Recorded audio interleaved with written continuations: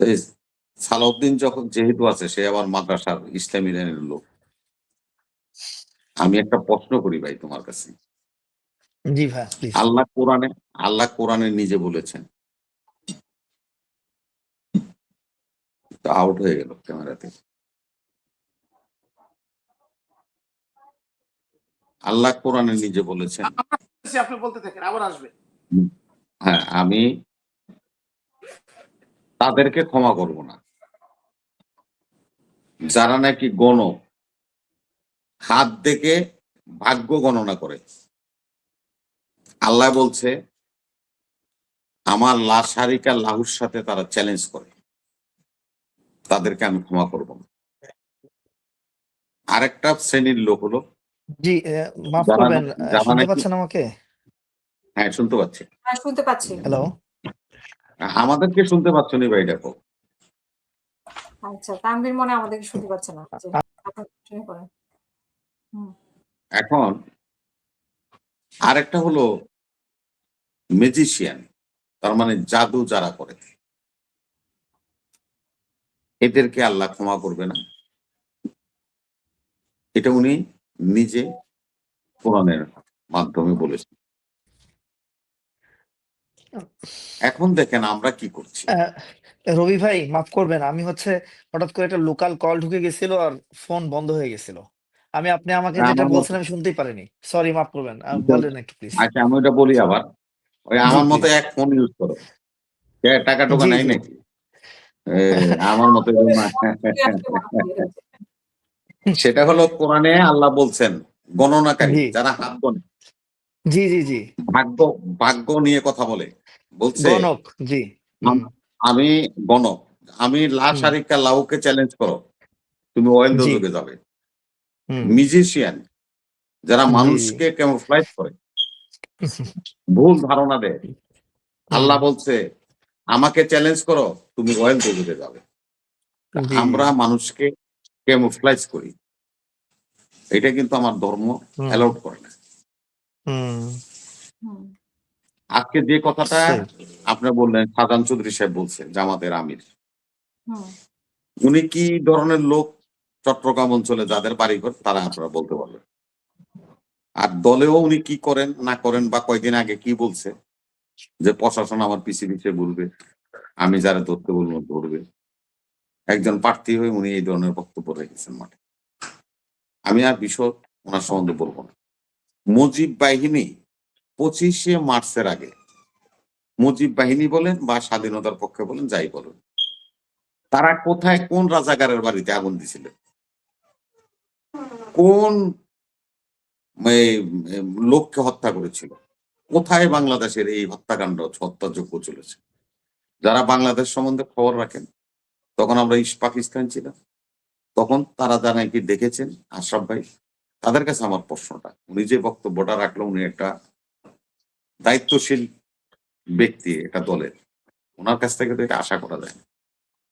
আমরা সংগ্রাম করেছি, আন্দোলন করেছি, গুলি চলেছে আমাদের উপরে, আমরা তো নিরস্ত্র ছিলাম রে ভাই।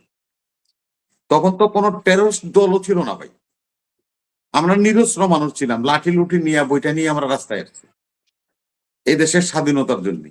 গুলি তো আমাদেরকে করা হয়েছে, আমাদেরকে হত্যা করা হয়েছে। 25শে মার্চের যে ক্র্যাকডাউন হয়েছে, দেখেন কত জঘন্যতম ক্র্যাকডাউন। আপনি সালাউদ্দিন হাতেওয়া পড়ে নিবেন। আমি অনুরোধ করি, দেখেন আমাদের রাজারবাগ পুলিশ লাইন, হাজার হাজার পুলিশ এখানে থাকে। তারা প্রথম আক্রমণটা করছে রাজারবাগ পুলিশ লাইনে, দ্বিতীয় আক্রমণটা করছে আমাদের পিলখানা, যেটাকে আমরা বিডিআর বলি বা এখন বিজিবি হয়েছে, যে এত বড় মেচাকার হয়েছে, সেই পিলখানাতে তারা হামলাটা করছে। তৃতীয় হামলাটা করছে ঢাকা বিশ্ববিদ্যালয় আবাসিক হলগুলিতে। চতুর্থ হামলাটা করেছে ইত্তেফাক সহ বিভিন্ন সংবাদপত্র, যেগুলি স্বাধীনতার পক্ষে লেগে, সে সমস্ত সংবাদপত্রের অফিসে। আমাদের একজন প্রতিযশা সাংবাদিক সিরাজউদ্দিন সাহেব ইত্তেফাকের নির্বাহী সম্পাদক ছিল, ওনাকে ইত্তেফাক অফিসের মধ্যে গুলি করে হত্যা করছে। তাহলে আপনি কি এটাকে জাস্টিফাইড করতে চান সাধারণ সাহেব? কি জাস্টিফাইড করবেন? আপনি কিছুই করার নাই। আমরা এই ধরনের বক্তব্য দায়িত্বশীলদের কাছ থেকে আশা করি না। শুনুন, আজকে এখানে সালাউদ্দিন সাহেব, ব্যারিস্টার আশরাফ সাহেব, আমি, আপনি, হাসিনা আপা, আমরা যে কথা বলছি এই কথা বলতে পারতাম না যদি এই দেশের স্বাধীনতা না হতো। তো একটা পক্ষ বলতো, আর একটা পক্ষ, ইন জেনারেল সবাই বলতে পারতাম না। শুনুন, স্বাধীনতা মুখে বললে হয় না, সংখ্যাকে তা দিয়ে স্বাধীনতা হয় না। স্বাধীনতা হলো মূল স্পিরিট। বিপ্লব হয় 24-এ, স্পিরিট কি ছিল? মনোবল। এই মনোবলের স্পিরিটে গণভবন পর্যন্ত জনগণ চলে গেছে। যদি সে বিশ্বাস, সে সাহস না থাকতো, তাহলে তো আপনার ঘর থেকে বেরিতেন না। বিপ্লব আর স্বাধীনতা এগুলি কিন্তু সহজ বিষয় না। যেভাবে একেবারে ঠুমকো বিষয় মনে করেন, কচু পাতার পানি যে টোকা দিলে পড়ে যায়, 2400 রক্ত দিতে দিছে, 30,000 হাত পা চোখ নাই, এত সোজা না। একটা ভূখণ্ড আছে আমাদের কাছে, আমাদের একটা পতাকা আছে, আমাদের একটা রাষ্ট্র আছে। হ্যাঁ, স্বাধীনতা না হলে কি হইতো? আমরা পাকিস্তান থাকতাম, পূর্ব পাকিস্তান হইতো, আর পশ্চিম পাকিস্তান করতে হইতো। কিন্তু দেশ কইলে পাকিস্তান করতে হইতো, পূর্ব আর পশ্চিম কইলে কেউ চিনত না। আমরা পাকিস্তান রাষ্ট্রের জনগণ বলতে হইতো। এখন আমরা কি বলি? আমরা বাংলাদেশের জনগণ। আমি এই সার্টিফিকেট পেয়েছি, এই অর্জন আমার। এই সমস্ত অর্জনকে ধূলিসাৎ বুলন্ডিত করা যাবে না। ইতিহাস যেই লেখো, যখনই লেখো, এটা কিন্তু লিখতে হবে। এই স্বাধীনতার আজকের এই দিনে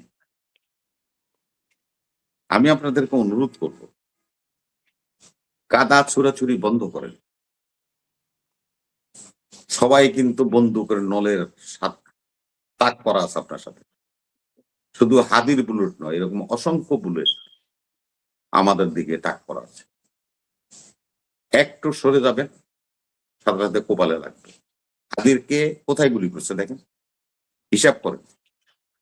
ওরা জানে যে হাদির কণ্ঠে বুলন্ডিত হয় জনতার কথা, ঠিক কানের নিচে দিয়ে, যেখানে ভোকাল পয়েন্ট বলি আমরা, হাদিকে এখানে গুলি করা হয়েছে, ওর মাথায় করে নাই কিন্তু।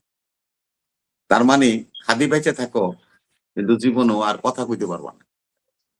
ওরা কত সুচিন্তিত ভাবে এই হামলাটা করেছে। 15 দিন তার সাথে বসে, তার অফিসে বসে, সেখানে তারা মাসারা করছে, যেটাকে আমরা আলোচনা সভা বলি। নির্বাচনের প্রক্রিয়া, কোথায় যাব, কি করব, সেখানে তারা সিদ্ধান্ত নিচ্ছে। তারা কত দ্রুত একজনের সাথে মিশে যায়। আপনি কিভাবে আইডেন্টিফাইড করবেন? আপনার সাথে আমার সাথে সেই গুপ্ত বাহিনী নেই, তারা ছায়ার মতো আমাদেরকে অনুসরণ করছে না, ছায়ার মতো হাসনাতরে দেখে না, ছায়ার মতো সার্জিৎরে দেখতেছে না, ওই মান্নাকে দেখতেছে না, বা আরো XYZ কে দেখতেছেন। কিভাবে আপনি বিশ্বাস করবেন? আমি তো মনে করি ওরা সবাই ছায়ার মতো আমাদেরকে অনুসরণ করছেন। কি জন্যে? এই দেশটাকে ডেস্ট্রয় করে দিতে চায়। বাংলাদেশ নামে একটা দেশ থাকবে না। বাংলাদেশের জনগণ পাকিস্তানের গোলামি করেছে 24 বছর, 54 বছর ভারতের গোলামি করতে করতে গেছে অর্ধেক, 54 বছরের অর্ধেক সময় আবার কারো না কারো গোলামায় পরিণত হবে। এই নীল নকশা নিয়ে ষড়যন্ত্রকারীরা এগোচ্ছে। এদেশের রাজনীতিবিদদেরকে হত্যা করতে চায়। আমার চেয়ারম্যান, ভারপ্রাপ্ত চেয়ারম্যান তারেক রহমান সাহেব জানেন তার জীবনের উপরে কত বড় রিস্ক। কারা তাকে শুট আউট করতে চায় এই পৃথিবী থেকে, জিয়াউর রহমানের নাম মুছে দিতে চায় কারা? ওই তারাই, যে জিয়াউর রহমান ভারত বিদ্বেষী, ভারতের বিরুদ্ধে দিয়ে একটা রাজনৈতিক দল তৈরি করছে। যে বেগম খালেদা জিয়া পরশ বড়ুয়াকে, অনুপ চেটিয়া, রাজখোয়াদেরকে, আসামের স্বাধীনতাবাদীদেরকে এই দেশে আশ্রয় দিয়েছিল 10 ট্রাক অস্ত্র ওনার আমলে।